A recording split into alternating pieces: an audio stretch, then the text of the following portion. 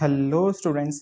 आज की इस वीडियो में हम क्लास 10th का और चैप्टर 10 सर्कल की एक्सरसाइज 10.2 के ऑल क्वेश्चंस कवर करेंगे। तो चलिए स्टार्ट करते हैं अपनी नेक्स्ट स्लाइड से। तो ये है भाई हमारा फर्स्ट क्वेश्चन। कह रहा है from a point Q the length of tangent to a circle is 24 centimetre and the distance of Q from the centre is 25। The radius of the circle is okay. देखो क्या कह रहा है, ये एक सर्कल है।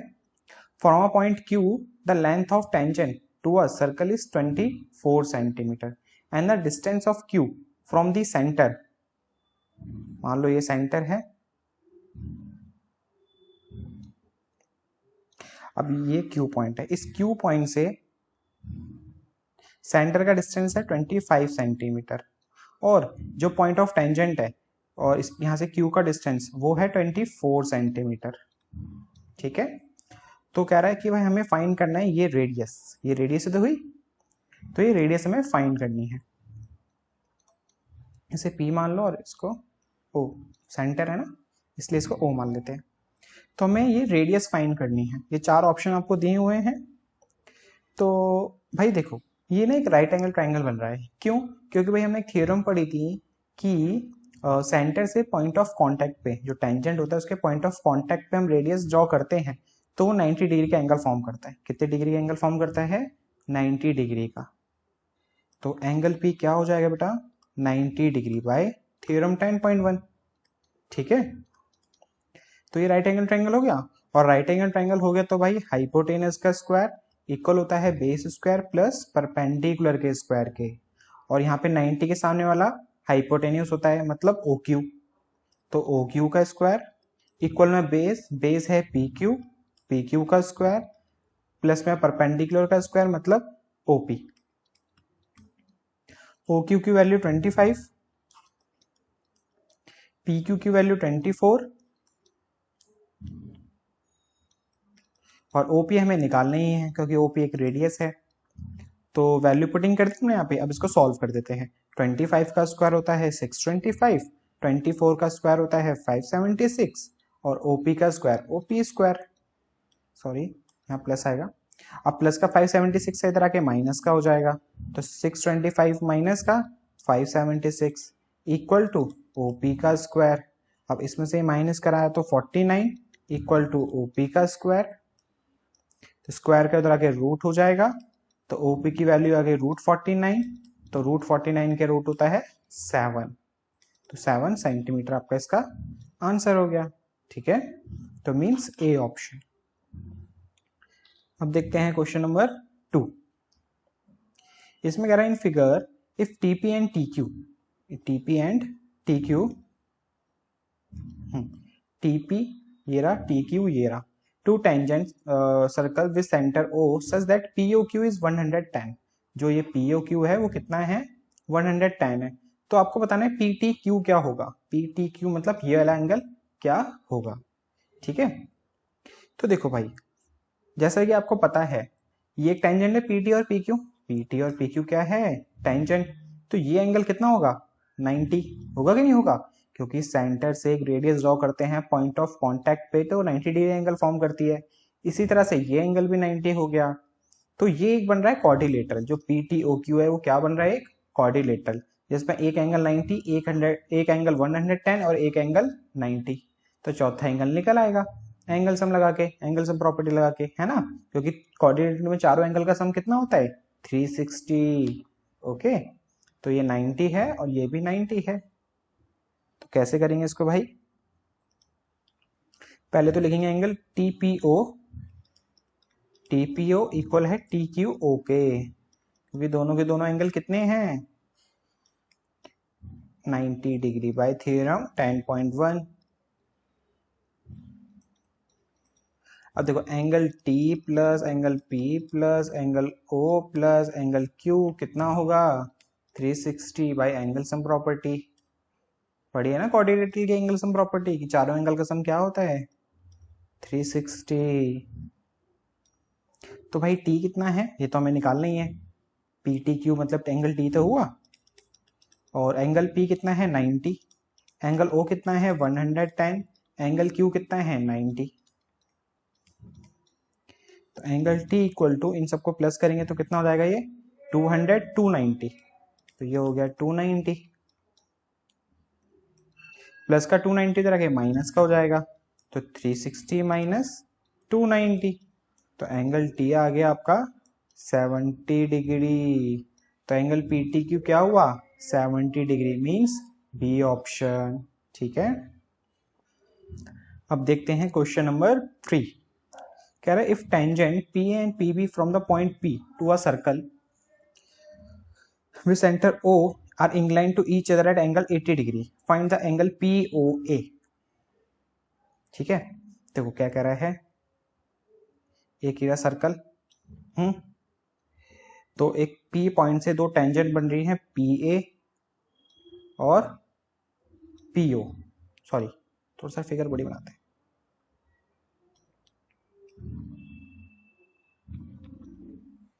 एक ये टेंजेंट PA और एक टेंजेंट ये PB, PA और PB।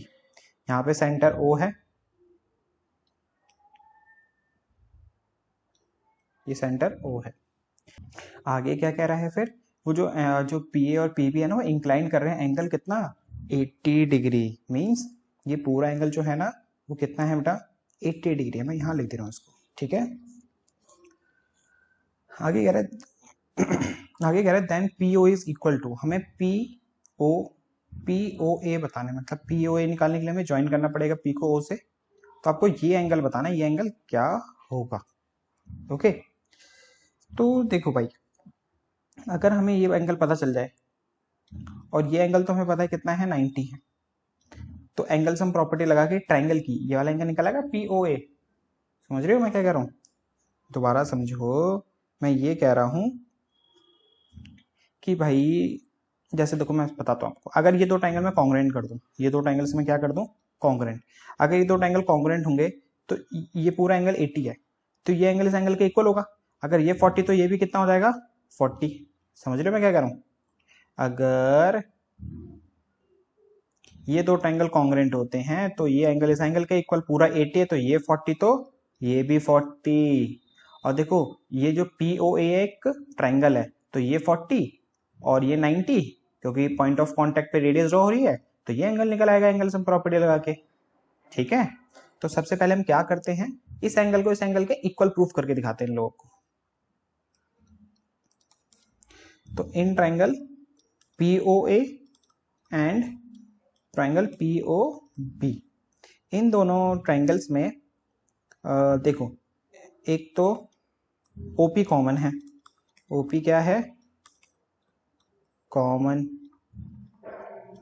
और OP कॉमन हुआ और हाँ PA इक्वल है PB के बाई टेंजेंट, टेंजेंट इक्वल होती है ना, टेंजेंट आर इक्वल इन tangents are equal drawn through the external points, drawn through the external points। और इसी के साथ जो ये एंगल A और एंगल B है ये भी एक दूसरे के क्या होंगे इक्वल, क्योंकि दोनों के दोनों क्या होंगे 90 बाय थ्योरम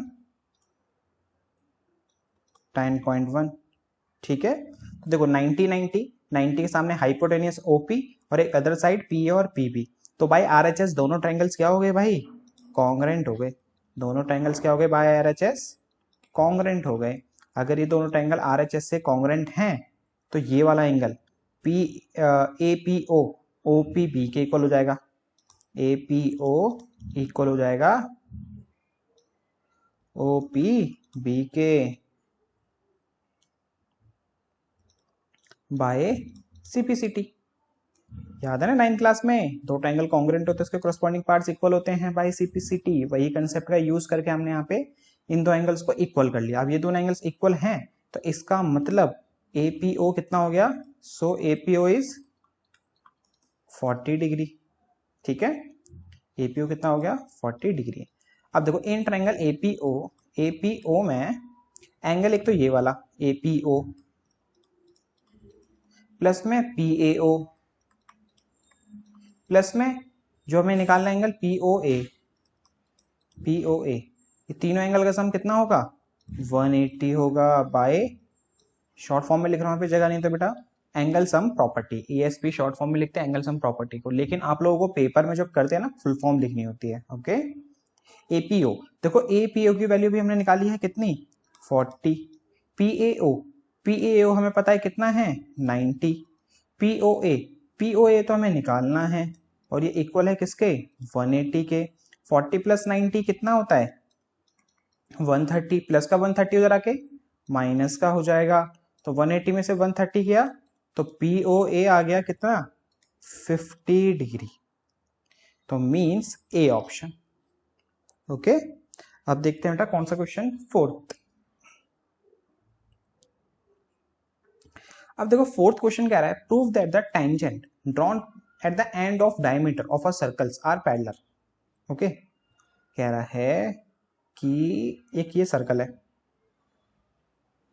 ठीक है, ये रहा इसका सेंटर, अगर हम एक डायमीटर ड्रॉ करते हैं, क्या ड्रॉ करते हैं डायमीटर, जहां पे डायमीटर्स का एंड हो रहा है वहां पे हम एक टेंजेंट ड्रॉ करते हैं, मान लो एक टेंजेंट ये रही और एक टेंजेंट ये रही, 1 सेकेंड, ये रही, तो इसे मान लो ए बी, इसे मान लो पी क्यू, और इसे मान लो ओ, और इसे मान लो एम एन। तो कह रहा है prove that tangent drawn at the end of diameter, देखो एंड ऑफ डायमीटर के हमने दो टेंजेंट ड्रॉ करी, अब ये प्रूफ करके दिखाना है कि ए बी जो है ना पी क्यू के पैरेलल है। हमें क्या प्रूफ करके दिखाना है यहाँ पे, ए बी पैरेलल है किसके पी क्यू के पैरेलल है, ये दोनों टेंजेंट एक दूसरे के इक्वल है, सॉरी पैरेलल है। तो पता क्या करेंगे, खुद सोचो, अभी हमने पढ़ा है थ्योरम 10.1 में, ये रहा सर्कल, ये रही टेंजेंट, ये है point of contact, radius sorry centre से एक रेडियस ड्रॉ करते हैं पॉइंट ऑफ कांटेक्ट पे, तो एक ऐसा एंगल बनाता है, एक 90 डिग्री का एंगल बनाता है। कैसा एंगल बनाता है भाई 90 डिग्री का एंगल बनाता है ना। तो ये एंगल कितना होगा 90, ये एंगल भी कितना होगा 90, समझ रहे हो, यहाँ समझ, दोबारा देखो, रेडियस एरी सॉरी सेंटर ये रहा, अब हमने एक रेडियस ड्रॉ करी एम पॉइंट ऑफ कांटेक्ट पे, और एक पी क्यू में एन हमारा पॉइंट ऑफ कांटेक्ट है, यहाँ पे हमने एक रेडियस ड्रॉ करी, तो ये भी एंगल 90 होगा, है ना। तो क्या लिखोगे यहाँ पे, angle A M O equal to 90 और angle O N Q equal to 90 by theorem 10.1। कोई डाउट तो नहीं है ना यहाँ तक, ठीक है। तो कुछ डाउट हो ना तो बेटा आप लोग कमेंट में जाके पूछ सकते हो सर ऐसा क्यों हुआ, मैं आपको पक्का गारंटेड आपको मैं एक्सप्लेन करूंगा कि ऐसा क्यों हो रहा है, ठीक है। तो भाई ये 90, ये भी 90, और बाकी पता है क्या है ना, आप लोग एक बार इंट्रोडक्शन अच्छे से देख लोगे ना तो आपको और अच्छे से समझ आई करेगी एक्सरसाइज। तो कभी भी एक्सरसाइज करने से पहले तो पहले आप इंट्रोडक्शन वीडियो देखा करो, देन एक्सरसाइज पे आया करो। ओके, तो ये दोनों एंगल हो गए 90, गौर से देखो ये दोनों एंगल्स कैसे फॉर्म हो रहे हैं, ऑल्टरनेट इंटर एंगल फॉर्म हो रहे हैं कि नहीं हो रहे हैं, दोनों 90 हैं, तो angle A M O equal होगा किसके ओ एन क्यू के, A M O equal to O N Q, so A B parallel to P Q because alternate interior angles are equal. समझ रहे हो कि भाई ये हमारी एक ट्रांसवर्सल लाइन ये रही, अगर दो लाइन पैरेलल होती है तो ऑल्टरनेट इंटीरियर एंगल एक दूसरे के क्या होते हैं इक्वल। अगर इसका कन्वर्स भी पढ़ा था हमने 9th क्लास में, अगर ऑल्टरनेट इंटीरियर एंगल इक्वल होते हैं तो लाइंस क्या होती है पैरेलल। तो वही कंसेप्ट का यूज करके हमने प्रूव कर दिया कि भाई ए बी पैरेलल है किसके पी क्यू के, ठीक है। अब देखते हैं भाई क्वेश्चन नंबर 5। तो भाई क्या कह रहा है हमारा क्वेश्चन नंबर 5, कह रहा है prove that perpendicular at the point of contact to the tangent to a circle passing through the centre. समझ आया, दोबारा देखो, कह रहा है अगर हम कोई परपेंडिकुलर लाइन ड्रॉ करते हैं पॉइंट ऑफ कांटेक्ट पे at the tangent to a circle पे, तो वो सेंटर से पास होता है। ये चीज प्रूफ करके दिखाओ। कहना चाहता है, दोबारा समझो, ये सर्कल है, ये मान लो क्या है, टेंजेंट है। अब कह रहा है कि अब हम इस पॉइंट पे, 1 सेकेंड, अगर हम परपेंडिकुलर ड्रॉ करते हैं टेंजेंट पे और इस पी पॉइंट पे, इस पॉइंट ऑफ कांटेक्ट है ना पी पॉइंट, इसलिए पी पॉइंट पे, तो वो सेंटर से पास होकर जाता है। कोई भी परपेंडिकुलर ड्रॉ करेंगे इस पॉइंट ऑफ कांटेक्ट पे, वो कहां से पास होकर जाता है, सेंटर से। तो हमें ये चीज के अंदर प्रूफ करके दिखानी है। ओके, तो करते हैं भाई। तो उससे पहले देखो अभी हमें एक चीज ड्रॉ करनी पड़ेगी। ड्रॉ करते हैं एक QP परपेंडिकुलर है किस पे, PRA। एक QP लाइन ड्रॉ कर रहे हैं हम लोग जो परपेंडिकुलर है किस पे, PR पे, QP, और वो भी P पॉइंट पे, at point P, at point P। Okay, तो इससे हमें क्या मिलता है कि जो QPR होगा, एंगल QPR है वो कितना हो गया भाई, 90 डिग्री हो गया। ठीक है, और OPR, OPR भी क्या होगा, 90 होगा, क्योंकि ये जो है रेडियस से ड्रॉ करते हैं थ्योरम 10.1, थ्योरम 10.1 की जो रेडियस होती है परपेंडिकुलर होती है किस पे, टेंजेंट पे।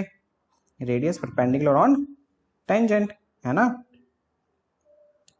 तो OPR भी कितना हो गया, 90 डिग्री हो गया। तो देखो QPR भी 90, OPR भी 90, तो आपस में दोनों एंगल इक्वल है क्योंकि दोनों 90 90 है। QPR भी 90, OPR भी 90, तो QPR इक्वल हो गया भाई किसके, OPR के। समझ रहे हो मैं क्या कहना चाहता हूं। हमने देखो QPR तो खुद कंस्ट्रक्ट किया था, ठीक है, और OPR भाई थ्योरम होता है कि ये 90 होता है। दोनों एंगल 90 है तो दोनों एंगल एक दूसरे के क्या हो गए, इक्वल, 90 90। तो यहां से देखो हमें क्या देखने को मिलता है, ये जो केस है ना भाई, कि ये भी 90, ये एंगल QPR OPR 90 हो, पता है ये केस सिर्फ ओनली पॉसिबल होगा, ये केस ओनली पॉसिबल होगा जब जब जब जब ये भाई सेंटर से पास होके जाएगा। कहां से पास होके जाएगा, सेंटर से पास होके जाएगा। तो क्या लिखोगे, the above case is possible only when center 0 lie on the QP, lie on the QP। अगर सेंटर लाई करेगा ना जब ही ऐसा होगा, अदरवाइज हो ही नहीं सकता, अदरवाइज हो ही नहीं सकता। तो इससे हमें क्या मिलता है कि भाई परपेंडिकुलर ड्रॉ करते हैं पॉइंट ऑफ कांटेक्ट पे, टेंजेंट टू अ सर्कल पे, perpendicular at a point of a contact to a tangent of a circle passing through the centre of the circle. So hence proved क्या होता है हमारा, hence proved क्या, कि the perpendicular, अब ये जो पूरी थ्योरम है ना यहीं पे शो करके लिख देंगे हम लोग, perpendicular at the point of contact to the tangent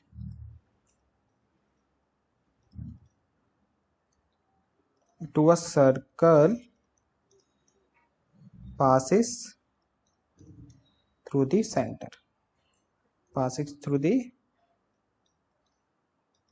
center। ठीक है,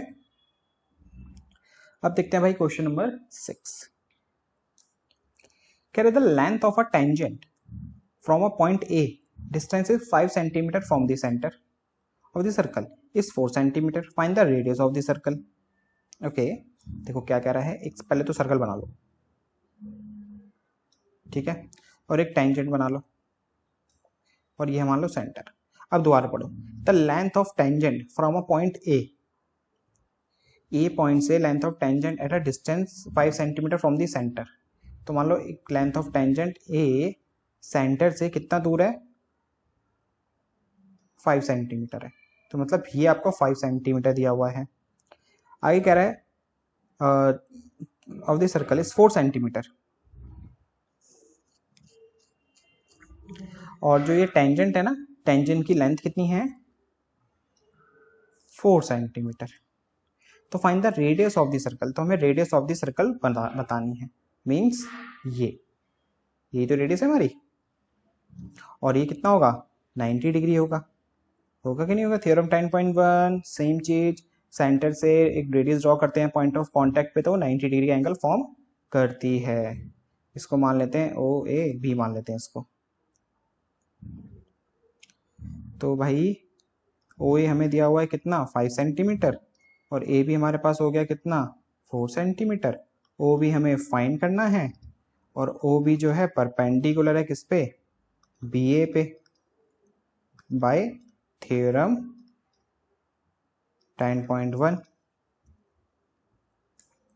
तो अब ये ट्रायंगल एक राइट एंगल ट्रायंगल बन गया, और ये राइट एंगल ट्रायंगल बन गया, तो क्या करेंगे इसमें हम पाइथागोरस थ्योरम लगा देंगे, जो होती है हाइपोटेनियस का square equal to base square plus perpendicular का स्क्वायर।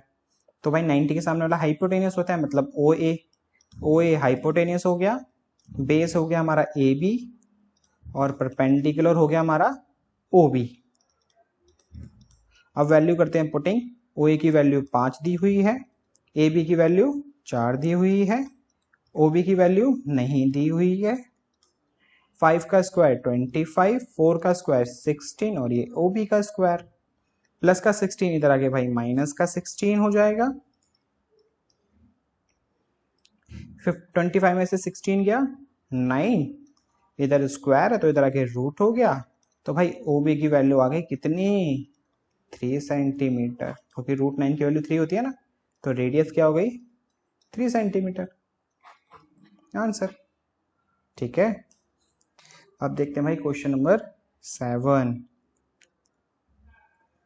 कह रहा है 2 concentric circles are radii of 5 centimetre and 3 centimetre. Okay, अच्छा 2 कॉन्सेंट्रिक सर्कल्स हैं। कॉन्सेंट्रिक सर्कल्स पता है आपको क्या होते हैं, ऐसे सर्कल्स जो सेम सेंटर लेके बने हो, सेम सेंटर से ही 2 सर्कल्स फॉर्म होते हैं ना, उसे तो कॉन्सेंट्रिक सर्कल्स कहते हैं। तो मान लो सेंटर ये है, तो पहले हमने एक सर्कल ड्रॉ करा,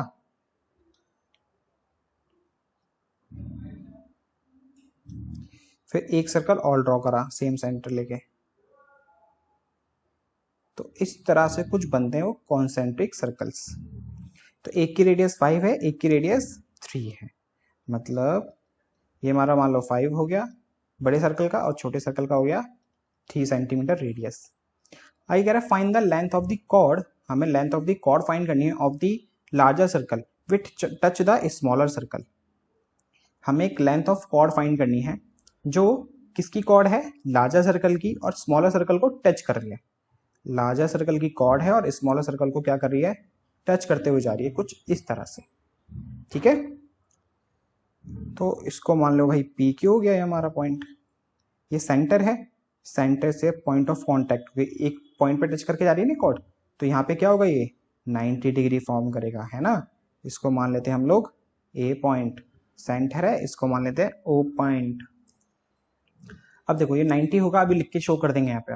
हम क्या कर रहे हैं, ओ को क्यू से ज्वाइन कर रहे हैं, ओ को क्यू से क्या कर रहे हैं ज्वाइन। तो देखो ओ क्यू क्या, एक रेडियस बड़े सर्कल की जो है 5, ठीक है। ओ ए क्या है, एक रेडियस छोटे सर्कल की जो है 3। अब इस ट्रायंगल के अंदर ओ ए पी के अंदर मैं पाइथागोरस थ्योरम लगाऊंगा तो ए क्यू आ जाएगा, बिल्कुल आ जाएगा। इसी तरह से ए क्यू किसके इक्वल होगा, ए पी के, तो उसको 2 से मल्टीप्लाई कर दूंगा तो क्या आ जाएगा, पी क्यू आ जाएगा। समझ रहे हो, ए बी इक्वल टू क्या हो जाएगा, पी क्यू इक्वल टू क्या हो जाएगा 2 times of A Q. Okay, और वैसे भी हमने थ्योरम पढ़े हुई है 9th क्लास में, क्या कि भाई ये सेंटर है, ये कॉर्ड है, सेंटर से कॉर्ड पे 90 डिग्री का मतलब एक परपेंडिकुलर लाइन ड्रॉ करते हैं ना, तो वो कॉर्ड को 2 इक्वल पार्ट्स में डिवाइड करता है, मतलब ये पार्ट इस पार्ट के इक्वल होता है। तो पी क्यू कॉर्ड है, ओ एक परपेंडिकुलर लाइन है, अगर ए जो आएगा वो भी किसके इक्वल होगा, ए पी के, इस थ्योरम के हिसाब से। ठीक है, तो भाई करते हैं। हमें रेडियस दी हुई है, एक है 5 सेंटीमीटर एंड एक है 3 सेंटीमीटर। तो सबसे पहले हम लिखेंगे यहाँ पे O A perpendicular on P Q at a point, at a point. ठीक है, ओ ए क्या है, परपेंडिकुलर है पी क्यू पे एट ए पॉइंट पे, बिकॉज ऑफ बाय थ्योरम 10.1। अच्छा मैं यहाँ पे थ्योरम 10.1 लिख रहा हूँ, आप चाहो तो ये क्या लिख सकते हैं यहाँ पे हम लोग, बाकी अगर नया थ्योरम लिखना चाहे तो हम क्या लिख सकते हैं यहाँ पे, तो क्या लिखेंगे, radius drawn on the point of contact, इसलिए ये 90 डिग्री होगा, मतलब ओ ए परपेंडिकुलर होगा पी क्यू पे। ठीक है, तो भाई इसका मतलब क्या हो जाएगा, triangle A O Q is right angle triangle,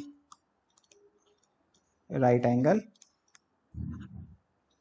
triangle, और ये राइट एंगल ट्राइंगल है इसलिए इसके अंदर लग सकता है हमारा पाइथागोरस थ्योरम, जो होती है हाइपोटेनस का स्क्वायर इक्वल टू बेस का स्क्वायर प्लस परपेंडिकुलर का स्क्वायर। एंगल ए 90 है, उसके सामने वाला क्या होगा, हाइपोटेनियस मीन्स ओ क्यू, तो ओ क्यू का square equal to base, base है ए क्यू, परपेंडिकुलर है O A,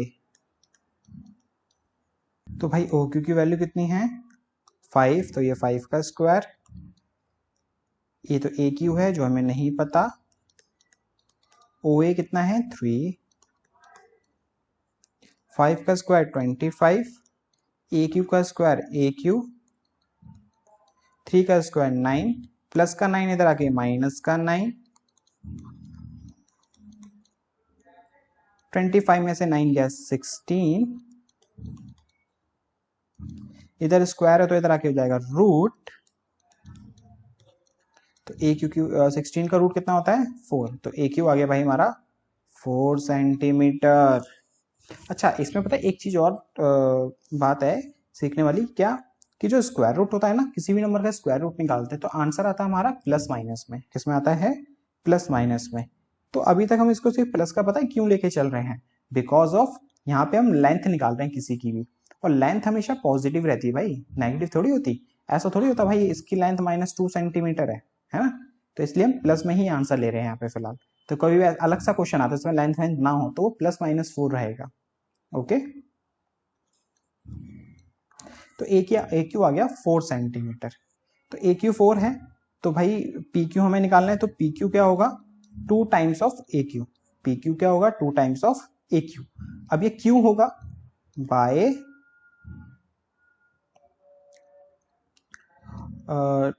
perpendicular on a cord, perpendicular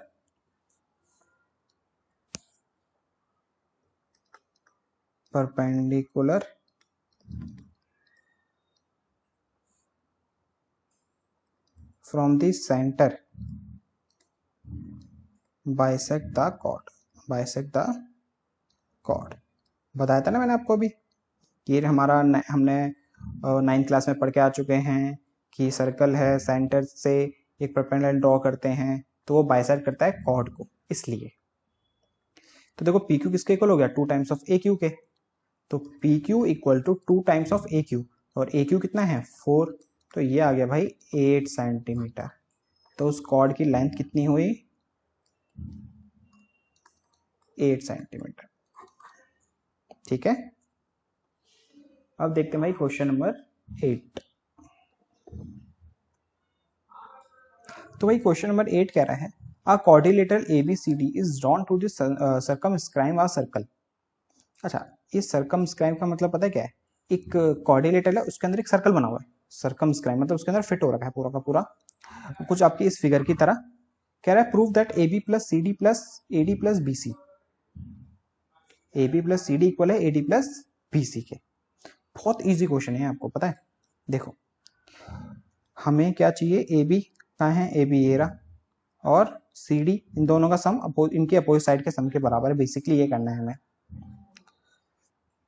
तो कॉर्ड से देखो जरा, ये एक एक्सटर्नल पॉइंट हो गया D, और इस पे देखो टेंजेंट ड्रॉ हो रही है डी और DS, तो ये इसके इक्वल होगा। इसी तरह से C एक एक्सटर्नल पॉइंट है, और C और CQ क्या होंगे, टेंजेंट होंगे, इसी तरह से ये टेंजेंट होंगे, इसी तरह से ये भी टेंजेंट होंगे, है ना। तो देखो अब यहाँ पे एक छोटा सा ना आपको और ध्यान रखना पड़ेगा जब क्वेश्चन करते वक्त, बस बताऊंगा अभी आपको मैं क्या ध्यान रखना है। तो देखो होगा क्या, ये टेंजेंट इसके इक्वल, ये टेंजेंट इसके इक्वल, ये टेंजेंट इस टेंजेंट के इक्वल, ये टेंजेंट इस टेंजेंट के इक्वल। तो ऐसे देखो आपको दिख रहा है 4 इक्वेशंस फॉर्म होंगी आपकी, कितनी इक्वेशंस फॉर्म होंगी 4। बस पता है क्या कर देना है, उन चार इक्वेशन को ऐड कर देना, आपका प्रूफ हो गया। उन चारों इक्वेशंस को क्या कर देना है, ऐड, और आपका क्या हो गया, प्रूफ्ड। कैसे, समझो। तो भाई इसको हमने यहाँ पे रेड पेन से ही करते हैं, ब्लैक से जिस पता नहीं लग रहा, नहीं। तो देखो हमें क्या प्रूफ करना है यहाँ पे भाई, proof that A B plus C D equal है A D plus B C के, ये चीज हमें प्रूफ करनी है यहाँ पे। तो सबसे पहले देखो ए पी जो है ए एस के इक्वल होगा, ए पी किसके इक्वल होगा, ए एस के। इसको मान लो फर्स्ट इक्वेशन, ओके। फिर देखो पी बी किसके इक्वल हो जाएगा, बी क्यू के, क्योंकि पी बी एक हमारा एक्सटर्नल पॉइंट है, यहाँ से बी पी इक्वल हो गया बी क्यू के। इसको मान लो सेकंड इक्वेशन। इसी तरह से सी क्यू किसके इक्वल होगा, आर सी के, सी क्यू किसके इक्वल होगा, आर सी के। तो भाई R C is equal to C Q, इसको मान लो थर्ड इक्वेशन। इसी तरह से डी आर किसके इक्वल होगा, डी एस के, तो D R equal to T S. तो ये बन गई आपकी चार इक्वेशन जो मैं बात कर रहा था। अब इनको क्या कर देंगे, नॉर्मल ऐड, और इसका रीजन क्या रहेगा सबका चारों का, टेंजेंट्स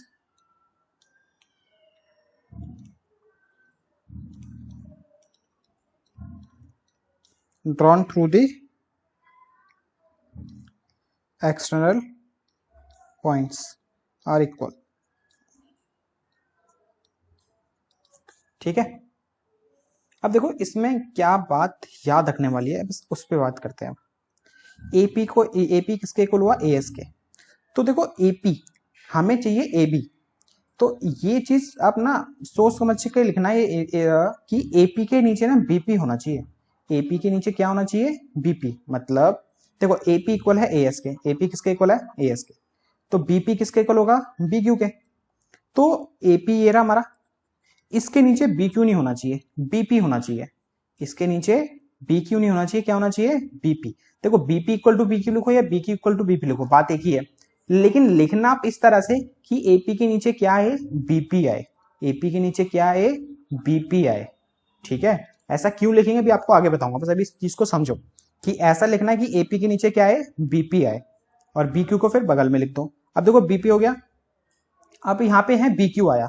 अब इस तरह से लिखना कि बीक्यू के नीचे सी क्यू होना चाहिए, क्योंकि बीक्यू के नीचे क्या होना चाहिए, सी क्यू, क्योंकि जब भी जाके वो क्या बनेगा, बीसी बनेगा, जब भी जाके वो क्या बनेगा, बीसी।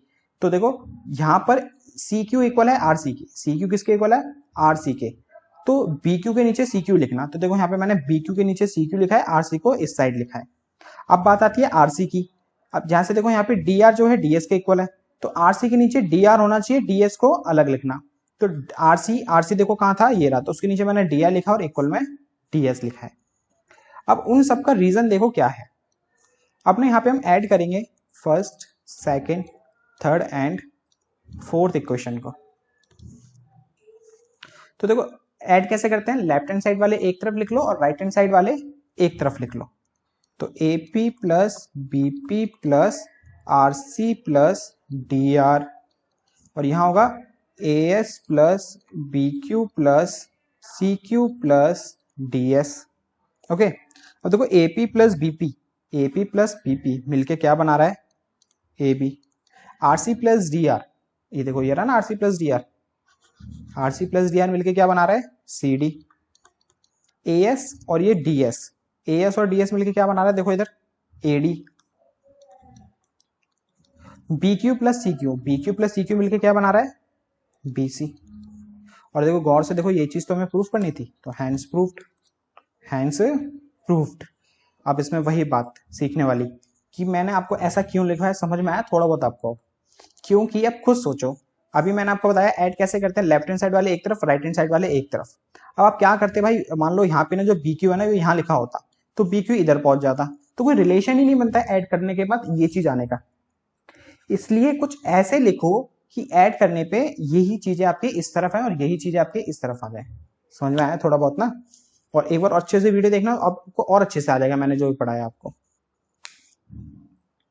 अब देखते हैं बेटा नेक्स्ट क्वेश्चन, क्वेश्चन नंबर 9 कह रहा है XY and XY are two parallel lines. Okay, क्या गिवन है हमें, एक्स वाई जो है पैरेलल है एक्स डैश वाई डैश के। Circle O and another tangent A B, एक अनदर टेंजेंट है बेटा ये A B, point of contact है उसका C, intersecting X Y at A और X dash Y at B. Proof that A O B is 90 degree, हमें proof करना है ए ओ बी मतलब ये पूरा एंगल कितना है 90 डिग्री है। ओके कोई दिक्कत नहीं है। तो सबसे पहले क्या करेंगे हम, कंस्ट्रक्शन ओ को सी से ज्वाइन कर रहे हैं हम लोग। क्या कर रहे हैं भाई, ओ को सी से ज्वाइन कर रहे हैं। और ओ को सी से ज्वाइन करने के बाद अगर देखो मैं ये ट्रायंगल और ये ट्रायंगल क्या कर दूं, कॉन्ग्रेंट। क्या कर रहे हैं इसके बाद, इन दो ट्रायंगल को कॉन्ग्रेंट कर रहे हैं। देखो उससे होगा क्या अभी आपको आगे पता चलेगा। तो सबसे पहले क्या करेंगे हम, ज्वाइन ओ टू सी। उसके बाद इन ट्रायंगल, ये दो ट्रायंगल पी ओ ए जो भी हमने आपको बताया, पी ओ ए तो एक का नाम और एक का नाम है ए ओ सी, इन दो को कॉन्ग्रेंट कर रहे हैं हम। तो इन दोनों को कॉन्ग्रेंट करने के लिए देखो ओ ए कॉमन है, ओ ए क्या है भाई, कॉमन है। और पी ओ सी इक्वल है क्योंकि दोनों की दोनों रेडियस है, रेडियस हमेशा इक्वल होते हैं सारे सर्कल की। तो पी ओ सी के इक्वल हो गया, दो चीज मिल गई। और ए पी इक्वल है ए सी के, क्योंकि भाई एक्सटर्नल पॉइंट से टेंजेंट ड्रॉ हो रही है कि नहीं हो रही है, समझ रहे हो। ए एक्सटर्नल पॉइंट हुआ, वहां से ए पी एक टेंजेंट ए सी एक टेंजेंट। तो हमने पढ़ा है भाई एक्सटर्नल पॉइंट से दो टेंजेंट ड्रॉ करते हैं सर्कल पे, तो वो दोनों टेंजेंट एक दूसरे के क्या होती हैं, इक्वल। ठीक है, तो यहां लिखो भाई ओपी इक्वल टू ओ सी, एक तो ओपी इक्वल टू ओ सी एक तो, और ओ ए equal to O A common, ये तो हो गया कॉमन। और ओपी इक्वल टू ओ सी क्यों है, बाय रेडियाई। और ए पी इक्वल है ए सी के by tangents draw through the external point.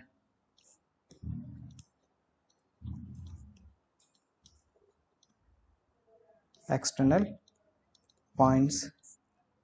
तो एस एस एस से दोनों ट्रायंगल्स क्या हो गए भाई, कॉन्ग्रेंट। तो triangle P O A congruent हो गया ट्रायंगल ए ओ सी के बाय एस एस एस। अब देखो ये दोनों ट्रायंगल कॉन्ग्रेंट हो गए, ये दो ट्रायंगल्स क्या हो गए, कॉन्ग्रेंट। अगर ये दो ट्रायंगल कॉन्ग्रेंट है ना, तो भाई एंगल पी ओ ए ओ सी के इक्वल होगा। ये एंगल इस एंगल के क्या होगा, इक्वल बाय सीपीसीटी। और इनको मैं ना एक्स मान लेता हूं, अगर ये एक्स होगा तो ये भी क्या होगा भाई, एक्स होगा। तो क्या लिखोगे यहाँ पे आप, एंगल पी ओ ए इक्वल है किसके, ए ओ सी के, और इसको हमने एक्स मान लिया है। ऐसा क्यों हुआ equal, because of CPCT. Similarly similarly एक चीज गौर से देखो आप लोग कि ये ट्रायंगल और ये ट्रायंगल भी तो कॉन्ग्रेंट होंगे, जैसे भी हमने ये दो ट्रायंगल कॉन्ग्रेंट करे ऊपर वाले, समझ रहे हो, सेम ही चीज तो है। जैसे भी ऊपर वाले दो ट्रायंगल कॉन्ग्रेंट करे हैं हमने, जो भी मैं आपको मार्क करके दिखा रहा हूं, इसी तरह से ये वाले ट्रायंगल्स, ये वाले एक ये और ये भी तो कॉन्ग्रेंट होगा। फिर बाय सीपीसीटी ये एंगल इस एंगल के इक्वल होगा, सेम प्रोसेस से। तो क्या होता है ना, सेम प्रोसेस दोबारा फॉलो होता है, तो आपको दोबारा से नहीं इन दो ट्रायंगल्स को कॉन्ग्रेंट करने की जरूरत नहीं है, फिर बाय सीपीसीटी लिखोगे, ऐसा करने की जरूरत नहीं है। एक बार कर चुके हो ना, तो सेम ही प्रोसेस फॉलो होता है। तो सिमिलरली लिख के आप लोग लिख सकते हो, similarly angle C O B equal हो जाएगा किसके, बी ओ क्यू के। और इसको मान लो आप लोग y। समझ में आया मैं क्या कह रहा हूं, सिमिलरली ये दोनों एंगल एक दूसरे के क्या हो गए, इक्वल। ये y है तो ये भी क्या होगा, y। ओके, अब देखो ये डायमीटर है, एकदम स्ट्रेट लाइन है, और स्ट्रेट लाइन कैसा एंगल फॉर्म करती है, 180 डिग्री। तो इसका मतलब ये सारे एंगल्स जो यहाँ पे आपको दिख रहे हैं, ये वाले एक्स एक्स वाई वाई, इन सबका सम कितना होगा, ये एक्स एक्स वाई वाई, इन सबका एंगल का सम कितना होगा, 180 होगा कि नहीं होगा, स्ट्रेट एंगल के वजह से, क्योंकि डायमीटर है, डायमीटर तो स्ट्रेट होती है। तो क्या लिखेंगे, X plus Y equal to 180 by straight angle. X X 2x हो गए, वाई वाई 2y हो गए, इक्वल टू 180। 2 कॉमन ले लो तो बचा x plus Y equal to 180। तो 2 डिवाइड में गया तो x प्लस वाई कितना आ गया 180 डिवाइड बाई 2, तो कैंसिल होके x प्लस वाई आ गया 90। गौर से देखो x और y भाई ए ओ बी एंगल फॉर्म कर रहे हैं, और ए ओ बी हमें यही प्रूफ करना था कि ये 90 है। ठीक है, देखो दोबारा गौर से एक बार कि मैं आपसे कह रहा हूं कि जो x और y है, देखो ये x और y एक साथ, x और y यहाँ पर है, ये रहा x और y, इन दो x प्लस वाई का सम 180 है, जो मैंने एकदम पूरा डार्क कर दिया है। तो ये एंगल ए ओ बी तो है x और y, और यही हमें क्या करना था, ए ओ बी कितना है 90, x प्लस वाई ए ओ बी के इक्वल है, तो ए ओ बी हो गया भाई हमारा यहाँ पे कितना 90। ठीक है, अब देखते हैं भाई क्वेश्चन नंबर 10। कह रहा है कि prove that angle between two tangent drawn through the external points to a circle is supplementary to the angle subtended by line segment joining the point of contact of center। बहुत easy है, क्या ना क्या चाहता है ये, 1 second. देखो ये कहना क्या चाहता है भाई कि ये सर्कल है, ये एक एक्सटर्नल पॉइंट है, ये तो कह रहा है। देखो दोबारा, prove that angle between two tangents from the external points है, तो एक टेंजेंट ये बना, एक टेंजेंट ये बना। अब एक्सटर्नल पॉइंट से इन टू टेंजेंट के बीच का जो एंगल है, मतलब ये वाला एंगल, ये सप्लीमेंट्री है किसके साथ, subtended by the line segment joining the point of contact eight the centre. इनके पॉइंट ऑफ कांटेक्ट को हम सेंटर से ज्वाइन करते हैं, पॉइंट ऑफ कांटेक्ट को सेंटर से क्या करते हैं, ज्वाइन। तो प्रूफ करना है कि जो एंगल यहाँ फॉर्म हुआ, इन दोनों एंगल का सम क्या है, सप्लीमेंट्री है। मतलब ये दोनों एंगल्स क्या है, सप्लीमेंट्री है, मतलब सम इनका 180 होना चाहिए, क्योंकि सप्लीमेंट्री का मतलब क्या होता है, ऐसे दो एंगल जिनका सम क्या हो 180 हो। ओके, तो मान लो ये P पॉइंट है, ये A पॉइंट है, ये B पॉइंट है, ये O पॉइंट है। तो हमें प्रूफ करना है ये एंगल प्लस ये एंगल 180 है। हमें क्या प्रूफ करना है कि एंगल ए पी बी, या नॉर्मल बोला जाता है angle P plus angle O कितना है 180 है। हमें ये चीज प्रूफ करके दिखानी है। तो देखो भाई, एंगल A जो है ना और एंगल जो B है वो तो होगा 90 बाय थ्योरम 10.1।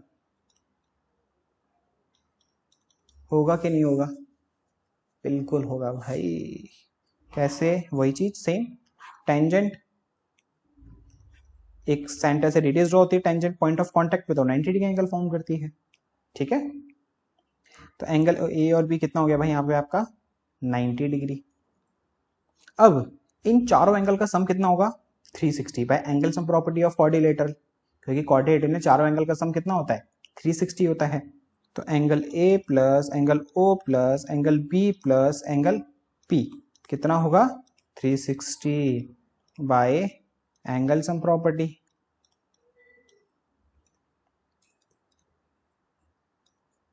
तो एंगल ए देखो 90 है, ओ हमें नहीं पता, बी भी 90 है, पी हमें नहीं पता, इक्वल टू 360। 90 90 180 होता है, तो 180 भाई उधर आके जाएगा राइट हैंड साइड आके माइनस का, तो O प्लस पी कितना हो गया 180। यही तो हमें प्रूफ करना था, है कि नहीं, यही तो प्रूफ करना था भाई कि ये एंगल और ये एंगल क्या है सम, मतलब ये सप्लीमेंट्री है, और सप्लीमेंट्री का मतलब सम 180 है, तो हैंस प्रूफ्ड। ठीक है, अब देखते हैं भाई क्वेश्चन नंबर 11। ये है स्टूडेंट्स आपका क्वेश्चन नंबर 11। कह रहा है proof that the parallelogram circumscribing a circle is a rhombus.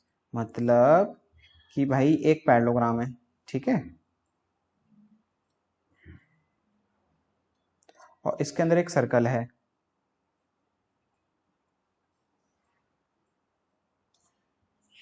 तो प्रूफ कर दिखाओ कि एक पैरेललोग्राम के अंदर एक सर्कल सर्कमस्क्राइब होता है ना, तो वो एक रोम्बस होता है। तो वो क्या होता है, एक रोम्बस होता है। मींस हमें एबीसीडी को रोम्बस प्रूफ करना है, और आपको गिवन क्या है गिवन है ABCD इज पैरेललोग्राम।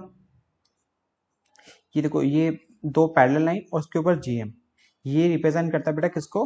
पैरेललोग्राम को। ठीक है, तो गिवन है ABCD पैरेललोग्राम है और हमें प्रूफ करना है ABCD is a rhombus. Okay, अब देखो ये क्वेश्चन ना, एक ऐसा क्वेश्चन हम कर चुके हैं। आपने मतलब ये जो क्वेश्चन है थोड़ा सा डिफरेंस है उस वाले में और इस वाले में। वाला क्वेश्चन था 8वां या 9वां क्वेश्चन है। उसमें क्या था कि भाई हमने क्या करा था, AB प्लस DC इक्वल करा था BC प्लस AD के। वो वाला प्रोसेस यहाँ पर ना डिट्टो सेम है। उसके बाद बस एक स्टेप और ऐड होना है, उसके बाद आपका क्वेश्चन कंप्लीट हो जाएगा। क्योंकि अब ये देखो होना क्या है, यहाँ पे हमें प्रूफ करना है कि एक पैरेललोग्राम जो है एक रोम्बस है। रोम्बस कब होता है भाई? जब इसकी ऑल साइड इक्वल होंगी। रोम्बस की डेफिनेशन क्या होती है कि रोम्बस एक क्या होता है, एक पैरेललोग्राम होता है with all side equal, with all sides equal. तो देखो पैरेललोग्राम तो ये पहले से है, बस हमें क्या करना है, ऑल साइड इक्वल प्रूफ करनी है। अगर ये ऑल साइड इक्वल प्रूफ कर देंगे तो इसका मतलब ABCD क्या बन जाएगा? रोम्बस, है ना। तो करते हैं भाई क्या ऑल साइड इक्वल। देखो क्या करेंगे, सबसे पहले वही वाले स्टेप जो हमने वहां करे थे। क्या थे भाई कि देखो इसको मान लो PQRS। D एक एक्सटर्नल पॉइंट है, बिल्कुल है। तो DS किसके इक्वल होगा? DP के इक्वल होगा। DS किसके इक्वल होगा? DP के इक्वल होगा बाय टेंजेंट, है ना। एक्सटर्नल पॉइंट से टेंजेंट ड्रॉ होती है तो वो इक्वल होती है ना। इसी तरह से देखो ये C एक एक्सटर्नल पॉइंट हो गया तो CP CQ के इक्वल होगा। CP किसके इक्वल होगा? CQ के। तो CP को कुछ इस तरह से लिखना कि वो DP के नीचे आए, ताकि वो ऐड करे तो वो क्या बन जाए? DC बन जाए। तो जो CP है वो किसके नीचे लिखोगे? DP के नीचे। तो CP यहां लिखो और CQ यहां लिखो। समझ रहे हो मैं क्या कह रहा हूं कि किसके नीचे क्या लिखो? रीजन भी मैंने बताया था उस क्वेश्चन में, आपने मुझे पता है आपने कर लिया होगा वैसे। जब एक बार मैं आपको बता रहा हूं अच्छे से कि भाई DP equal to DS by tangent, तो DP के नीचे क्या आना चाहिए? PS। उसी तरह से DS के नीचे क्या आना चाहिए? AS। इधर उधर मत कर देना, बिकॉज ऑफ जब ऐड करते हैं ना इक्वेशंस को तो प्रॉब्लम हो जाएगी। ओके, अब देखो इसी तरह से B एक्सटर्नल पॉइंट है तो BQ किसके इक्वल होगा? BR के। तो BQ किसके नीचे लिखना है आपको? QC के नीचे, मतलब यहां पर BQ इक्वल टू BR। अब इसी तरह से A एक्सटर्नल पॉइंट है तो AR upon AR equal to AS, और AR किसके नीचे इक्वल आएगा? AR जो किसके नीचे आएगा? BR के नीचे। तो AR यहां पे और AS यहां पे। देखो DS के नीचे हमें AS चाहिए था, ऑटोमेटिकली आ गया। अब इसको मान लो फर्स्ट इक्वेशन, इसको मान लो सेकंड इक्वेशन, इसको मान लो थर्ड इक्वेशन, इसको मान लो फोर्थ इक्वेशन। और ये सारे के सारे रीजन किस वजह से हुए हैं? Bye tangent drawn to the external point।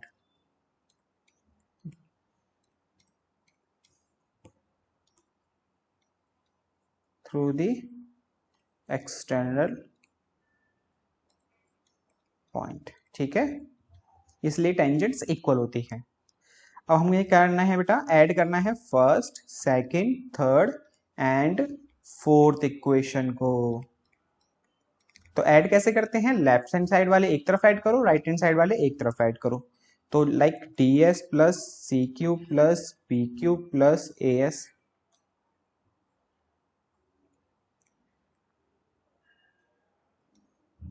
Equal to DP plus CP plus BR plus AR। तो देखो DS प्लस AS, तो DS का है DS ये रहा, AS ये रहा, तो ये मिलके बना रहा है भाई AD। CQ BQ मिलके बना रहा है BC। DP CP मिलके बना रहा है CD। BR AR ये मिलके बना रहा है भाई AB। तो यहां से ये मिल गया। इसको मान लो फिफ्थ इक्वेशन। अब इतना करने के बाद हमें ऑल साइड इक्वल करनी है। हमें क्या करना है? ऑल साइड इक्वल करनी है। लेकिन यहाँ पर क्या आ रहा है कि AD प्लस BC इक्वल है CD प्लस AB के। तो कैसे करेंगे? हमें ना एक चीज गिवन थी कि ABCD क्या है? एक पैरेललोग्राम है। अगर ABCD एक पैरेललोग्राम है ना, तो पता है क्या होगा? उसकी अपोजिट साइड इक्वल होंगी। पढ़ा है ना हमने प्रॉपर्टी भाई, पैरेललोग्राम की अपोजिट साइड से एक दूसरे की क्या होती है? इक्वल। तो AB किसके इक्वल होगा? CD के। और AD किसके इक्वल होगा? बी सी के, है ना, इसको मान लेना सिक्स्थ इक्वेशन, इसको मान लो सेवंथ इक्वेशन। यहां तक यूज कर चुके हैं ना, देखो 4 यहाँ, ये 5 ये छठे सातवीं इसको मान लो। अब ये इक्वल क्यों है? Because of in parallelogram opposite sides are equal. Okay, अब देखो we get fifth sixth and seventh equation. तो देखो fifth sixth and seventh equation से हमें क्या मिलता है? तो फिफ्थ इक्वेशन है A D plus B C equal है C D plus A B के, यही है। तो देखो ए डी को मैं ए डी लिख रहा हूं, जो ये बी सी है ना, बी सी देखो सेवंथ इक्वेशन में ए डी के इक्वल है, तो मैं इसको ए डी लिख दे रहा हूं, ठीक है। और ये क्या है? सी डी, मैं सी डी को सी डी रहने दे रहा हूं। और ये क्या है? ए बी, मैं ए बी को लिख दे रहा हूं सी डी, क्योंकि देखो ना सिक्स्थ इक्वेशन में ए बी सी डी के इक्वल है, समझ रहे हो? देखो ए डी का मैंने यहाँ पे ए डी लिखा, इस बी सी की जगह मैंने ए डी लिख दिया क्योंकि बी सी ए डी के इक्वल था। इस सी डी का मैंने सी डी लिखा, ये ए बी जो था ए बी की जगह मैंने सी डी लिख दिया क्योंकि सिक्स्थ इक्वेशन में जो है ए बी सी डी के इक्वल है।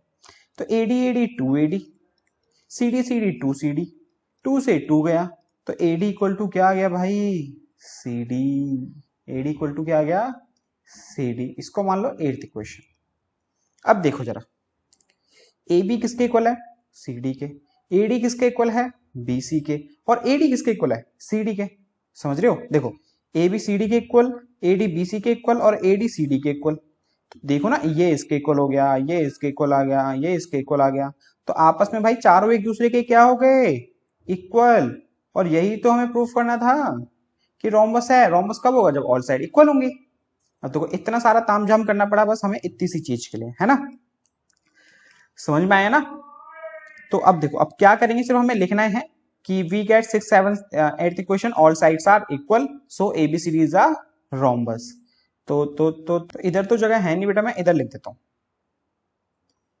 तो वी गेट, थोड़ा सर्कल में डाल लो, we get sixth seven and eighth equation. इससे हमें क्या मिलता है? All sides are equal, so ABCD is a rhombus. और यही हमें क्या करना था? प्रूफ। ठीक है, अब देखते हैं question number 12।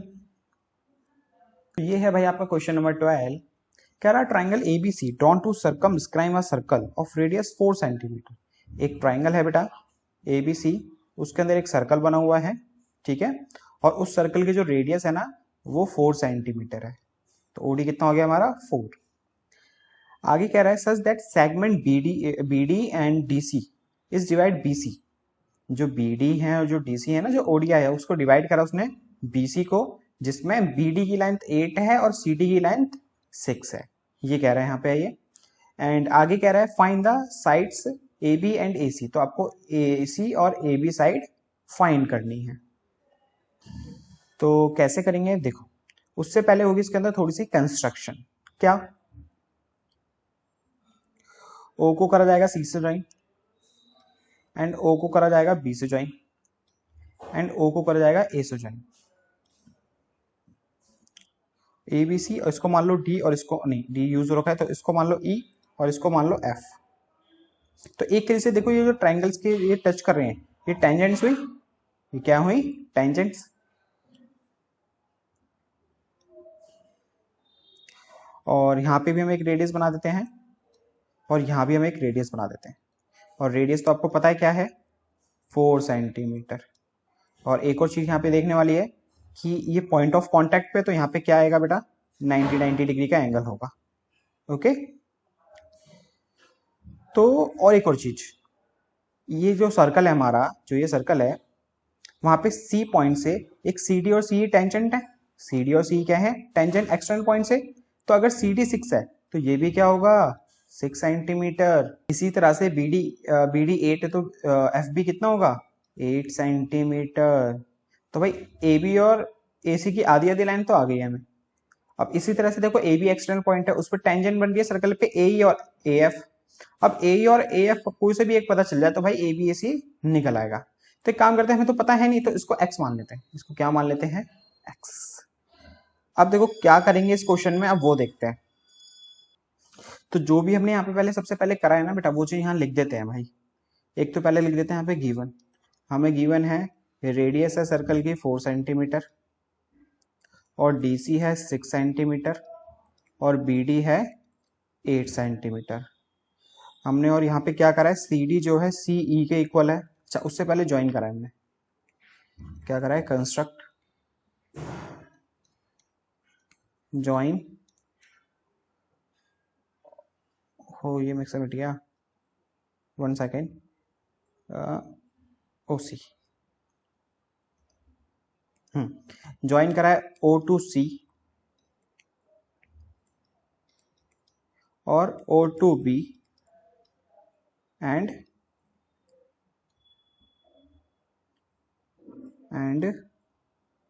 O to A. Okay, और अब यहाँ लिखते हैं सी डी जो है वो किसके इक्वल हो गया यहाँ पे हमारा, सीई के, है ना। सी डी जो है किसके इक्वल हो गया है, सीई के, क्योंकि वो 6 था वो भी 6 हो गया। इसी तरह से बी डी किसके इक्वल हो गया है, बी एफ के। बी डी किसके इक्वल हो गया है, बी एफ के, 8 सेंटीमीटर। और ए बी को हमने लेट करा है, let A B equal to X है तो A B equal to A ही हो गया, और उसको हमने क्या लेट कर लिया बेटा, एक्स सेंटीमीटर। अब ये तीनों चीजें किस वजह से हुई हैं, tangent draw through the external point. Okay, इतना हमने यहाँ पे ये चीज करी है अभी। अब देखो, और देखो ई पे 90 है, डी पे 90 है, एफ पे 90 है कि नहीं, बिल्कुल। ये जो है डी पे भी 90 है, ई पे भी 90 है, डी पे भी 90 है और एफ पे भी 90 है। तो यहाँ से हमें एक चीज देखने को मिल रही है कि जो ट्रायंगल ए बी सी है, जो ट्रायंगल हमारा पूरा ए बी सी है, यहाँ पर हमने उसको 3 पार्ट्स में डिवाइड कर दिया है। कौन कौन से, एक तो देखो आपको ये दिख रहा है एओसी, जिसपे मैं डॉट डॉट डाल रहा हूँ, एओसी, ठीक है। और एक है बेटा बीओसी, ये रहा बीओसी, और एक है बेटा एओबी। तो जो एरिया ऑफ ट्रायंगल एबीसी है, एरिया ऑफ ट्रायंगल एबीसी है, वो 3 ट्रायंगल के मिलके बन रहा है। कौन कौन सा, एओबी, सॉरी एओसी और बीओसी और एओबी, ये 3 ट्रायंगल से मिल रहा है, समझ रहे हो अभी जो मैंने आपको बताया। तो इसका मतलब पूरे ट्रायंगल का एरिया इन तीनों छोटे छोटे ट्रायंगल्स के एरिया के बराबर होगा। होगा कि नहीं होगा, बिल्कुल होगा। तो देखो छोटे छोटे ट्रायंगल्स का एरिया निकालेंगे और फिर बड़े ट्रायंगल का एरिया निकालेंगे, दोनों को इक्वेट करेंगे, वहां से हमारी एक इक्वेशन बनेगी, उसको सॉल्व करेंगे, जब जाके एक्स की वैल्यू आएगी। थोड़ा सा लेंथी क्वेश्चन है ये, दोबारा बोलो मैंने क्या बोला। पहले देखो जो 3 ट्रायंगल बने हमारे AOC BOC AOB, particular area निकालेंगे सबका, फिर एबीसी का एरिया निकालेंगे, दोनों को इक्वेट करेंगे, जब जाके इक्वेशन फॉर्म होगी देन उसको सॉल्व करने के बाद हमारी एक्स की वैल्यू आएगी। फिर एक्स की वैल्यू आएगी तो उसके अंदर ये 6 ऐड करेंगे तो ए सी आएगा, 8 ऐड करेंगे तो ए बी आएगा। तो ये थोड़ा सा लेंथी क्वेश्चन है, तो देखते हैं देखो कैसे निकालेंगे भाई हम इनका एरिया। तो एरिया ऑफ ट्रायंगल एबीसी निकालते, मतलब एबीसी इक्वल टू क्या होगा, AOC plus BOC plus AOB. तो एओसी, एरिया ऑफ ट्रायंगल क्या होता है भाई, half into base into height, यही होता है ना, half into base into height. अब यहां भी हम बीओसी के लिए भी same half into base into height, यहां भी इसके लिए same half into base into height. अच्छा एक और चीज, हम इसके अंदर half into base into height बता फॉर्मूला क्यों लगा पा रहे हैं, बिकॉज ऑफ जैसे देखो ये बीओसी देख लो, बीओसी में जो ओडी है, बीओसी में जो ओडी है परपेंडिकुलर है, और ये परपेंडिकुलर है तो भाई ये क्या होगी इस ट्रायंगल की हाइट, और कहां पर है ये, बेस बीसी पे, तो इसका ये बेस हो गया। क्योंकि इन तीनों ट्रायंगल में हमें क्या गिवन है, बेस, सॉरी बेस कह रहा हूं परपेंडिकुलर। लेकिन हम पूरे ओवरऑल ट्रायंगल एबीसी के लिए देखें, पूरे ओवरऑल ट्रायंगल एबीसी के लिए देखें, उसमें हमें कोई भी हाइट नहीं है दी हुई है, उसके लिए हमें कोई भी हाइट नहीं दी हुई है। तो उसके लिए क्या करेंगे, उसका भी देखो एक चीज है, उसके लिए हम करेंगे 9th क्लास में हमने पढ़ा था हीरोन्स फॉर्मूला। तो जब पूरे ट्रायंगल का एरिया निकालेंगे ना तो उसके लिए हीरोन्स फॉर्मूला यूज करेंगे, और यहाँ पे पर्टिकुलर निकालने के लिए half into base into height. तो भाई इस बड़े ट्रायंगल्स के यूज करेंगे हीरोन्स फॉर्मूला। ठीक है, तो अभी देखो फिलहाल हम ये छोटे छोटे ट्रायंगल्स है ना, एओसी बीओसी एओबी, इनका एरिया निकालते हैं half into base into height करके।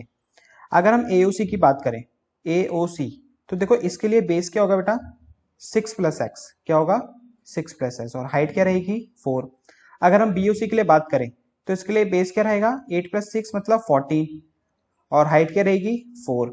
अगर हम एओबी के लिए बात करें तो उसका बेस क्या रहेगा x + 8 और हाइट क्या रहेगी 4। ठीक है,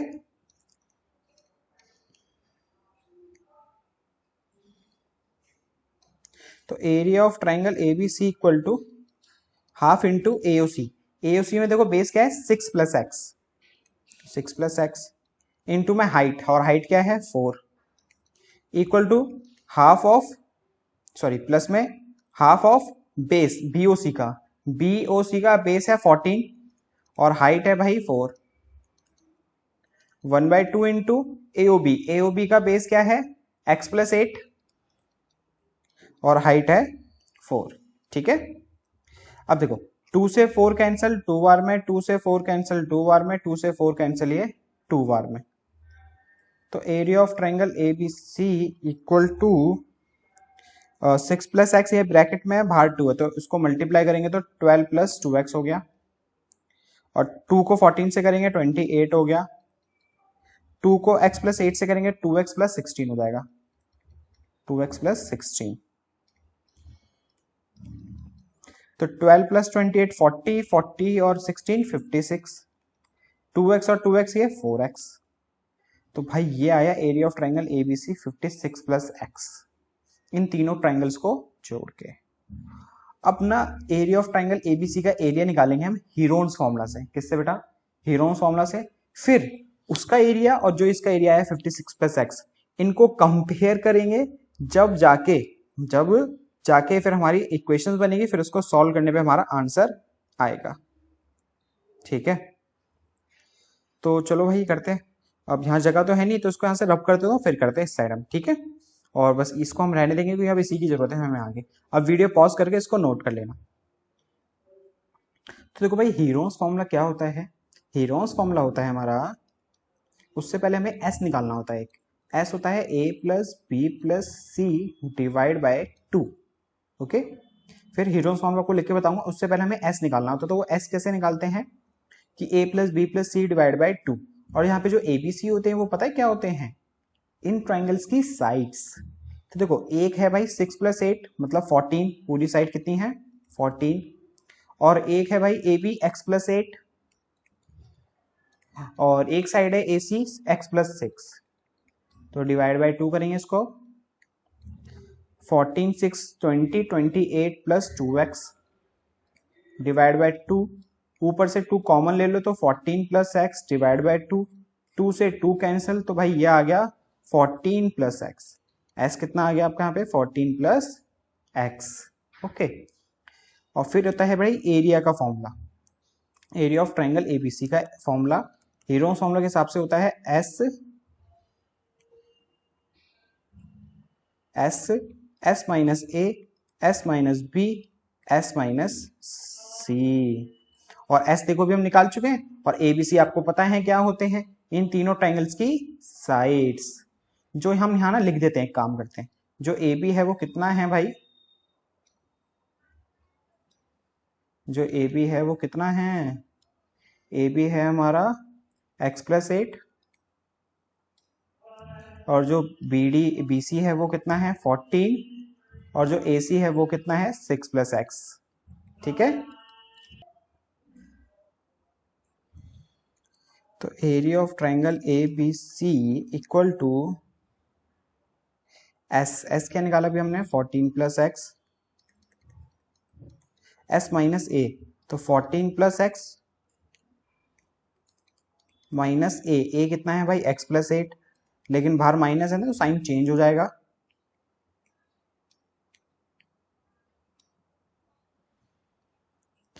फिर इसी तरह से s माइनस बी, s है 14 प्लस एक्स, बी है 14, फिर s minus C 14 plus X minus में x प्लस 6 है तो साइन चेंज होके x माइनस 6।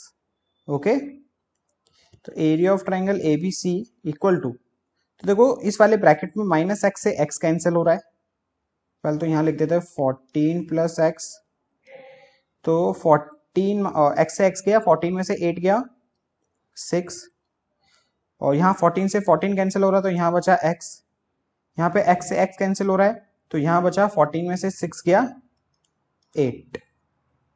ओके, तो ये बचा यहाँ पे हमारा, तो जो होता है रूट में 14 प्लस एक्स ब्रैकेट में, और ये तीनों नंबर सिंगल सिंगल है तो 8 6 48, 48 एक्स हो गया, कितना हो गया 48 एक्स। तो ये हो गया हमारा इसका, तो ये आ गया एरिया ऑफ ट्रायंगल एबीसी भाई, एक ये और एक ये। अब इन दोनों को क्या कर देंगे भाई, कंपेयर। फर्स्ट इक्वेशन मान लो, इसको मान लो सेकंड इक्वेशन, तो we get first and second equation, we get first and second equation. 14 plus X bracket में 48x का square root equal to 56 plus 4x, both side करेंगे इसमें भाई स्क्वायर, तो बोथ साइड स्क्वायर करने से क्या होगा बेटा, रूट हट जाएगा यहाँ से 14 प्लस एक्स 48x, और यहाँ हो जाएगा इक्वल में 56 इक्वल टू, सॉरी प्लस में 4x का होल स्क्वायर। समझ में आया क्या अगर हमने बोथ साइड स्क्वायर करा तो 14 plus x upon 48x, root हट गया और यहाँ पे स्क्वायर लग गया। बोथ साइड स्क्वायर करते तो दो, मतलब कहीं भी स्क्वायर करते तो बोथ साइड करना पड़ता है, कोई भी प्लस करे माइनस करे स्क्वायर करे, सिंगल साइड नहीं कर सकते। और हमने स्क्वायर क्यों करा, बिकॉज ऑफ यहाँ से स्क्वायर रूट हटाने के लिए। ओके, अब वही प्रॉब्लम भाई, जगह की प्रॉब्लम, बहुत ही ज्यादा लेंथी क्वेश्चन हो रहा है ना, और थोड़ा कॉम्प्लिकेटेड भी हो रहा है, और आप लोग फर्स्ट टाइम कर रहे हो तो ऑब्वियसली पता है आपको तो और ज्यादा कॉम्प्लिकेटेड लग रहा होगा। चलो, तो अब देखो कुछ कॉमन दिख रहा है क्या हमें, हाँ कॉमन तो दिख रहा है भाई, इस ब्रैकेट के अंदर देखो 4 कॉमन आ रहा है, आ रहा है ना, 4 क्या आ रहा है कॉमन, तो 4 कॉमन ले लो यहाँ से, तो 14 प्लस एक्स ब्रैकेट में 48x इक्वल टू 4 कॉमन लेंगे और स्क्वायर है, 4 कॉमन लेंगे और क्या है स्क्वायर, तो भाई वो बाहर आ जाएगा तो पता क्या हो जाएगा 16। समझ आया मैं क्या करूँ, नहीं आया दोबारा सोचो, मैं यहाँ से 4 कॉमन लूंगा 56 प्लस 4x में से, तो 4 कॉमन लिया तो यहाँ बचा 14 प्लस में x, और इस पूरे पे स्क्वायर है तो सिर्फ मैंने 4 का स्क्वायर करा अभी, तो ये 4 का स्क्वायर कितना होता है 16, और 14 प्लस x का स्क्वायर अभी बचा ही हुआ है। अब देखो इक्वल के ना आमने सामने वाले नंबर्स कैंसिल आउट हो जाते हैं, तो 16 से 48 कैंसिल, 16 थी 48, तो 3x बचा। ओके, और यहाँ पे ना एक 14 प्लस एक्स का स्क्वायर है, यहाँ पे एक 14 प्लस एक्स है, तो यहाँ पे 2 बार है 14 प्लस एक्स का स्क्वायर है ना, यहाँ पे 2 टाइम्स है, तो एक बार से एक बार करके तो यहाँ बचेगा 14 प्लस एक्स। समझ रहे हो, नहीं आया समझ, आया ना। इसी तरह से आप देखो प्लस का एक्स इधर आके माइनस का एक्स इक्वल टू 14, 3x में से x गया 2x इक्वल टू 14, तो x आ गया भाई कितना 7, x कितना आ गया 7। भाई यही निकालने के लिए तो इतना बड़ा हमने सारी चीजें करी है। अब देखो हमें AC निकालना था, AC कितना है x प्लस 6 है, तो x की वैल्यू 7 है, तो 7 प्लस 6 13 हो गया भाई। और हमें निकालना था AB है हमारा x प्लस 8, और x निकाल चुके हैं 7, तो 7 प्लस 8 कितना हो गया 15, ये हो गए इसके आंसर्स। ठीक है, अब देखते हैं बेटा क्वेश्चन नंबर 13, और ये लास्ट क्वेश्चन आपकी इस एक्सरसाइज का। ये स्टूडेंट्स आपका क्वेश्चन नंबर 13 कह रहा है prove that opposite sides of a quadrilateral, opposite sides of a quadrilateral subscribe a circle subtendent supplementary angle at the centre of the circle. समझो, कह रहा है कि ये क्वाड्रिलेटरल है, ठीक है, ये क्वाड्रिलेटरल है, इसके अंदर भाई एक सर्कल है,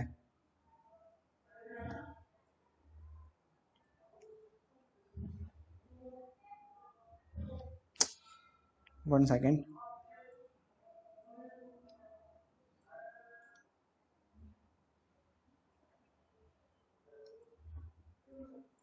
ये रहा, एक क्वाड्रिलेटरल है ABCD, उसके अंदर एक सर्कल है, और जो जो क्वाड्रिलेटरल की अपोजिट साइड्स है ना, इस क्वाड्रिलेटरल की जो अपोजिट साइड्स है उसके उसका अपोजिट साइड्स का सेंटर के साथ एक सबटेंडेड एंगल बन रहा है, दोनों साइड का ऐसे एक एंगल बन रहा है कुछ इस तरीके से।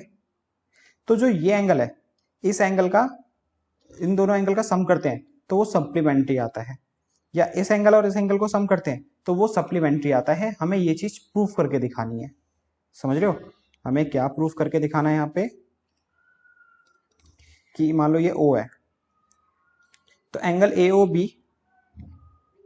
AOB प्लस में DOC कितना होता है 180, और AOD प्लस BOC भी कितना होता है 180। ये चीज हमें यहाँ पे प्रूफ करके दिखानी है। तो कैसे करेंगे भाई, देखो उससे पहले हमें करनी पड़ेगी एक छोटी सी कंस्ट्रक्शन। इसको इससे ज्वाइन करेंगे, इसको इससे ज्वाइन करेंगे, इसको इससे ज्वाइन करेंगे, इसको इससे ज्वाइन करेंगे। बहुत इजी तरीके से बताऊंगा मैं आपको ये वाला क्वेश्चन, अच्छे से समझना। इन सबको ज्वाइन करने के बाद ना देखो कुछ एंगल्स फॉर्म हुए, 1 2 3 4 5 6 7 8, इनको नेम प्लॉट कर दो। एक काम करते थोड़ी सी फिगर ना इसकी हम बड़ी कर देते हैं ताकि आपको और अच्छे से दिखेगी, है ना।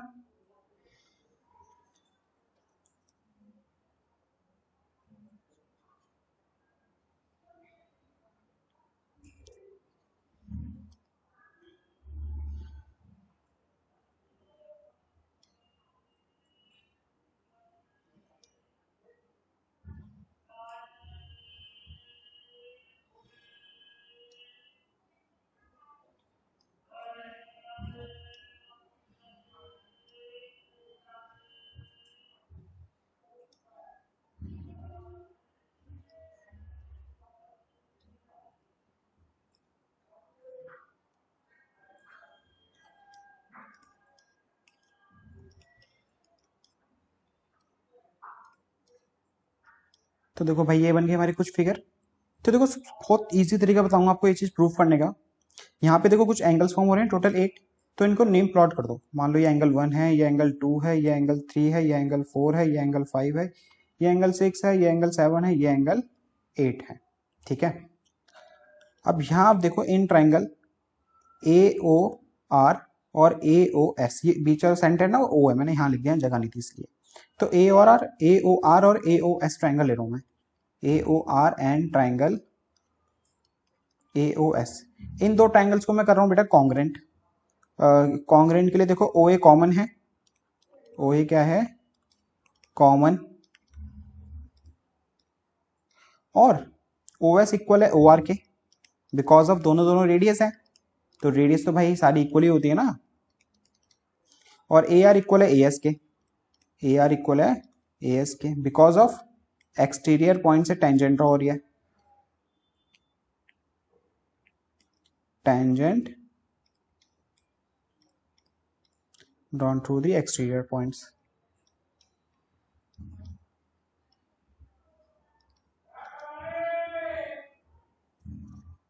तो भाई अब देखो एस से दोनों ट्रायंगल्स क्या हो गए कॉन्ग्रेंट, तो AOR ट्रायंगल कॉन्ग्रेंट हो गया ट्रायंगल AOS के बाय SSS। अब ये दो ट्रायंगल्स भाई कॉन्ग्रेंट है, तो एंगल 1 एंगल 2 के इक्वल हुआ कि नहीं हुआ, समझ रहे हो? ये ट्रायंगल कॉन्ग्रेंट है, तो एंगल 1 एंगल 2 के क्या हुआ एक दूसरे के equal by CPCT, by CPCT। और इसको मान लेना फर्स्ट इक्वेशन। सिमिलरली इसी तरह से ये दो ट्रायंगल कॉन्ग्रेंट होंगे तो एंगल 3 4 के इक्वल, ये दो ट्रायंगल एक कॉन्ग्रेंट होंगे तो एंगल 5 6 के इक्वल, इसी तरह से ये दो ट्रायंगल कॉन्ग्रेंट होंगे एंगल 7 एंगल 8 के इक्वल, समझ रहे हो? जैसे भाई अभी हमने ये दो ट्रायंगल कॉन्ग्रेंट करे और बाय CPCT एंगल 1 एंगल 2 के इक्वल हो गया, इसी तरह से 3 4 के इक्वल, 5 6 के इक्वल, 7 8 के इक्वल। क्लियर? अब देखो एक ही चीज फॉलो करनी है, दो ट्रायंगल लेंगे, ये तीनों साइडें आएंगी, तो जब एक ही चीज बार फॉलो होती है तो उसको दोबारा करने की जरूरत नहीं है। अब 4 बार थोड़ी करेंगे सारी चीजें दोबारा स्टेप्स, तो नॉर्मली क्या होता है ना, हम सिमिलरली लिख देते हैं और वही चीज लिख देते हैं जो हमें चाहिए होती है जब सेम ही स्टेप फॉलो हो रहा होगा। तो सिमिलरली देखो एंगल 3 एंगल 4 के इक्वल, इसको मान लेना सेकंड इक्वेशन। एंगल 5 एंगल 6 के इक्वल, और एंगल 7 एंगल 8 के इक्वल, एंगल 7 एंगल 8 के इक्वल, ये मान लो फोर्थ इक्वेशन। इतना हो गया, ठीक है। अब देखो एंगल 1 + 2 + 3 + 4 + 5 + 6 + 7 + 8, 1 + 2 + 3 + 4 + 5 + 6 + 7 + 8, ये पता है किसके इक्वल होगा? 360 के। होगा हाँ या ना? होगा, क्योंकि ये क्या बना रहा है भाई? एक कंप्लीट एंगल बना रहा है। क्या बना रहा है? यहाँ लिख देते हैं इक्वल टू 360। रीजन क्या लिखोगे? By complete angle. एक सर्कल जो है पूरा कंप्लीट हो गया, सारे एंगल कंप्लीट तो हो गए इसके अंदर, तो इसका मतलब इनका सम कितना हुआ? 360। अब देखो हमें चाहिए AOB plus DOC। AOB plus DOC। AOB में कौन कौन से एंगल आ रहे हैं? AOB में आ रहा है 2 और 3, और DOC में आ रहा है, DOC में 7 और 6, 7 और 6। अब देखो सारे एंगल्स को जो आपके ये दे रखे हैं 1 2 3 4, इन सारे एंगल्स को मुझे 2 3 7 6 में कन्वर्ट करना है, तो हमारा ये चीज प्रूव हो जाएगी जो पहली वाली है। ये कैसे? देखो जरा, मुझे 1 चाहिए, नहीं चाहिए, और देखो 1 किसके इक्वल है? पहली इक्वेशन में 2 के, तो मैं 1 की जगह क्या लिख सकता हूं? तो उससे पहले देखो हम इनका यूज कर रहे हैं ना, तो लिख देना using first second third fourth and fifth equation. इसको फिफ्थ मान लो, using first second third fourth and fifth equation. जो लास्ट वाली 360 वाली बनाई है, फिफ्थ इक्वेशन है हमारी। तो अब देखो 1 हमें चाहिए, नहीं चाहिए, दोबारा समझो यार। AOB और DOC जो है, AOB में 2 और 3 आ रहे हैं, DOC में 7 और 6 आ रहे हैं, इसलिए मैंने ये 4 एंगल की बात कर रहा हूं अभी सिर्फ, ठीक है। और इन सबको मैं इन्हीं में कन्वर्ट करूंगा। तो देखो एंगल 1 चाहिए, मैं नहीं चाहिए, तो 1 किसके इक्वल है? 2 के, तो एंगल 1 की जगह क्या लिख दो? 2, और 2 को 2 रहने दो। 3 चाहिए, चाहिए, तो 3 को 3 रहने दो। एंगल 4 चाहिए, नहीं चाहिए, 4 किसके इक्वल है? सेकंड इक्वेशन में देखो 3 के इक्वल है, तो 3 लिख दो। 5 चाहिए, नहीं चाहिए, 5 किसके इक्वल है? 6 के। 6 चाहिए, 7 चाहिए, बिल्कुल चाहिए। 8 चाहिए, नहीं चाहिए, 8 किसके इक्वल है? फोर्थ इक्वेशन में देखो 7 के। और इन सब का सम कितना हो गया भाई? 360 हो गया। क्लियर यहां तक? अब जगह तो है नहीं, काम करते हैं यहाँ से फटाफट से रब करते हैं और इसको यहाँ पे कंप्लीट करते हैं इस क्वेश्चन को।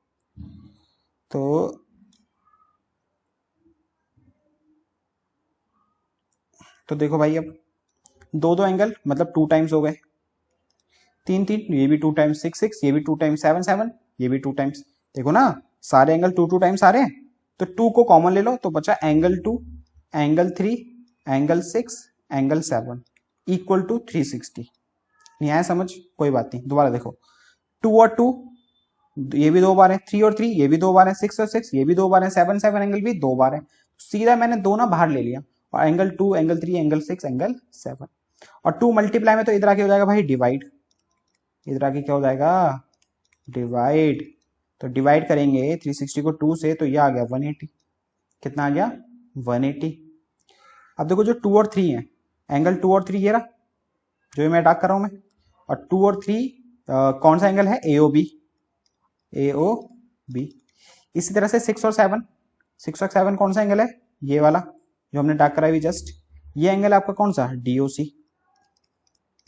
और ये किसके इक्वल हो गया? 180 के।